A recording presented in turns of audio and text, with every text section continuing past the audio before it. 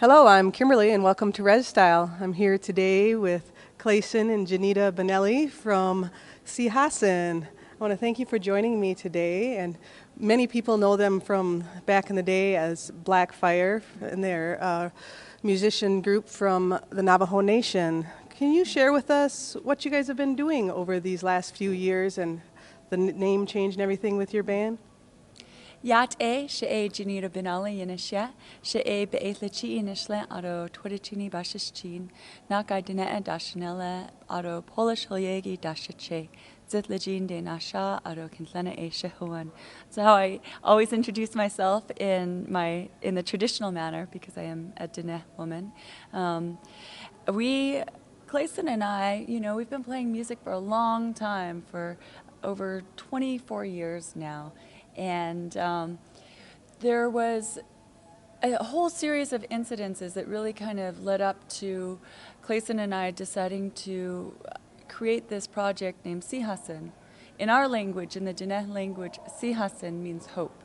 It means to look ahead, to plan with hope, with assurance, and it's kind of one of our core philosophies as Diné people. And so there were a rash of packed youth suicides that happened on our Navajo Nation. And, we heard of suicides from children from as young as 9 years old. And I realized that, I needed to make music that was about hope, that was about empowering our youth, about inspiring our youth, that we needed to utilize our creativity in a different manner, that it's okay to be angry. Anger is so important, but it's how we utilize that anger, which is really important, how one releases the anger. And for us, we utilize our creativity. We do a number of youth workshops, youth empowerment workshops all over the United States and internationally as well. I think that we've been really blessed being musicians and artists, having that voice, looking at our own experiences, growing up on the reservation from Black Mesa, Big Mountain, where coal extraction, and seeing our elders, going through a lot of hardship, trying to resist forced relocation, and experiencing that and using music as a tool to overcome those adversities, and then use it as a way to not only inspire our youth back home, but go to the rest of the world and talk about the issues, what we see happening, and write songs and music about that. And we just made a transition, from Black Fire, over 20 plus years, and the case that our family was a part of. There's a sacred mountain, Nakoslit is our, I guess, western pillar as Diné people, as Navajo, in the southwest. So we're looking at Arizona, Colorado, Utah, New Mexico. Those are the 4 sacred mountains boundaries for our people. This particular mountain, Nakoslit, for us, for me personally, became my voice. The reason why I'm probably here today. A lot of who I am, my identity, not only through my culture. It's a mountain that signifies and represents adulthood, and learning to stand on your own 2 feet. Each of these 4 sacred mountains has a representation of birth, adolescence, adulthood, becoming an elder, the 4 sacred colors, all of that. It's part of our medicine bottles. But when a ski resort in Arizona decided they wanted to make reclaimed wastewater snow out of toilet water on our sacred mountain, we went through a process, learning and educating ourselves about media, about everything that you could imagine, the legal system, and how we could try to help prevent this desecration from happening. And after many years of being in the courts, in our case, losing, you get to that point where, it's crushing, it's devastating, not only to see your sacred site, something that you love and you see as a female living entity, being destroyed, when they came through with chainsaws and clear cut and, dug trenches to put the piping for the reclaimed wastewater. That was one of the most heartbreaking things that you can experience. it's like watching your mother, being raped. It's that heartbreaking. So for us, having going through that, just coming to a place where I'm a father now. I have a 6-year-old daughter, and it's amazing. And I had, you have to have that strength to continue moving on. And I wanted to write songs and things that were also for my healing too, to find that strength and courage to move forward again. So that's what Sihasin is for us. What do you guys do for when you go out and you talk to youth? What kind of encouragement do you give them out on the reservation? Well, we do many different workshops with the youth. We do songwriting workshops. We do workshops about utilizing one's creativity as a means to find a way to create positive solutions or create a positive impact in your community.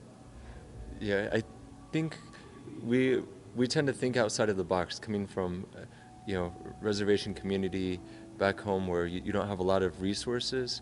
You look to what you have available, and we've done workshops where we'll make instruments out of just things that would be discarded or considered trash, and show people that you can really find a voice through any means by every faculty that we have as five-fingered people, in our language, the five-fingered people. We have the ability to create and make things and use our imagination, use our voice, use our talents, our skills, and make something beautiful with that. You're a woman bass player. Very few of them in the music industry, besides like Janice Marie Johnson. What made you decide to go into doing bass? I love the sound of the bass. I've never wanted to play anything else.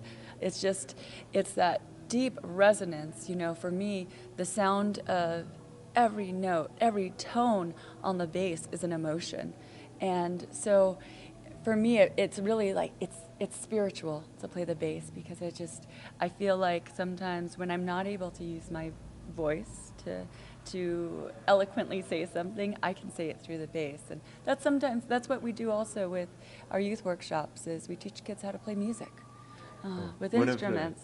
One of the programs that we're a part of with Richie Anderson from, used to be Mothership Blues Band, Mother Earth Blues Band, an Blues Band. Amazing Diné guitarist, Richie Anderson. But kind of forms a collective of mainly Navajo artists back in the southwestern region, going into not just school systems, but having youth come and using medicine for that healing process, doing suicide prevention as well. And I know your drum setup. I've heard your drum setup is way different than most people's drum setup. How did you come up with the way your drum setup is? With the drums that I perform on, I actually make drums as well. My father taught me how to make different hand drums, powwow drums. So I wanted to incorporate something more of who I am, my voice. There's lots of drummers out there that use Western style kits, and when we became a two-piece, it was a time for a transition, and I felt like I needed to change the energy. So I did everything kind of opposite. I switched my sticks around, drumsticks, flipped those. Rather than sitting down, I stood up, and just for me it was a process of learning to find my voice within the drums as well. And I never considered myself a drummer or a musician. It's being self-taught. You just learn to listen, and it's part of a language for me. So when I play, it's more like the drums are using me. They're playing me. So I just try not to get in the way and let the drums do the talking. A lot of our music is Sihasin. We really wanted to focus on uplifting the spirit, because, like my brother had said earlier, we sued the federal government, and we lost. And I've always wanted to be an attorney, and I really saw that there was no justice in the legal system, and so I felt absolutely crushed, like devastated, that everything that I so much of what I had hoped for and worked so hard for was this big rug that had been taken out from under me. And when you see that our youth are suffering, you know, that our youth are feeling displaced, that, you know, in their own homes they're feeling displaced, they don't feel nurtured, you know, they don't feel respected. And so for us, when we decided to make this music, to become Sihasin, it was the transformation of who we were, of healing our own wounds, but reaching out and hoping that other people will join us on this road of healing. We're blessed because our father, Jones Benali, he's a cultural practitioner. He works at the Winslow Area Health Clinic in Winslow, Arizona.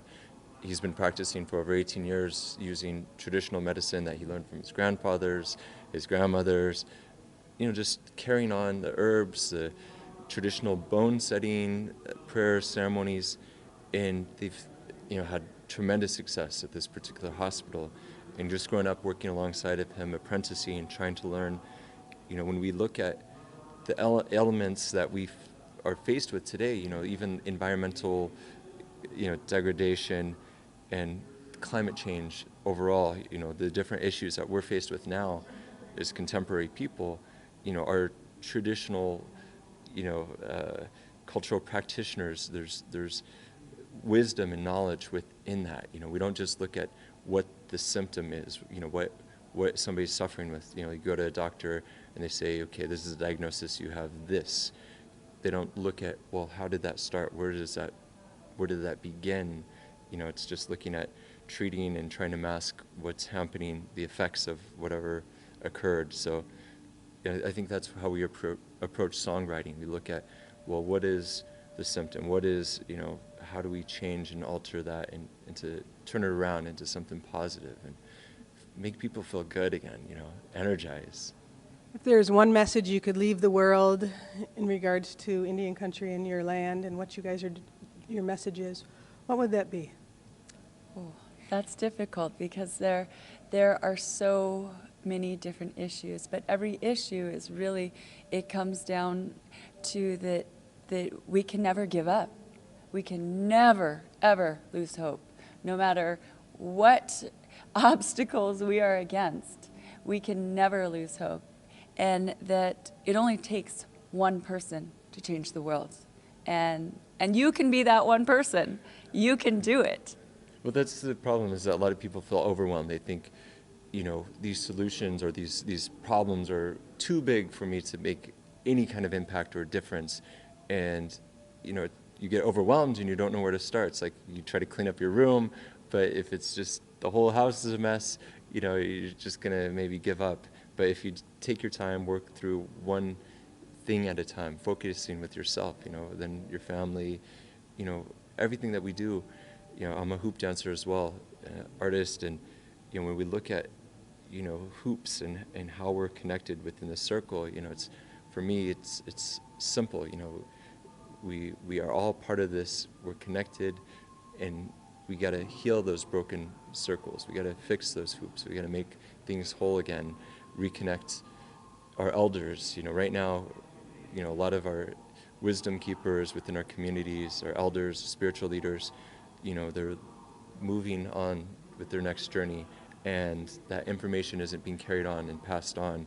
And it's up to us as youth, you know, stepping forward, learning, you know, as much as we can about our language, our culture.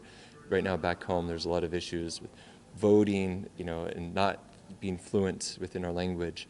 And, you know, there is a transition. We're trying to, you know, within the last few decades, you know, culture has become cool again, and people are finally, you know, have, you know, pride and dignity back within, you know, Native America, and that's a lot of that's due to journalism and the reporting and, you know, what's happening, you know, with networks such as yours, and every little, you know, bit helps, you know, and when there's one success, when we have one victory for one tribe, we know even one loss, you know, it's too much. You know, when we lose one elder, you know, that knowledge is gone. But when we have one victory, you know, for protecting sacred sites, for working towards, you know, just different cultural I guess we're all cultural ambassadors for our tribe, and when we have these victories, that's what's really important. Working together, sharing. We're not isolated. The issues that happen in Dinetra back in the Navajo Nation, they're not so different from what happens on the East Coast or other parts of the reservation, or even in Africa, or with the Northern Europe with the Sami as indigenous people. Coming together, finding positive solutions, and working towards really ensuring that our culture, our language, our youth, all of that is kept safe. I want to thank you for joining me today. If you want to learn more about Janita and Clayson, you can check out sihasin.com. Kimberlie Acosta with Indian Country TV. Thank you. Yeah. Oh, yeah. Thank you guys. Appreciate it.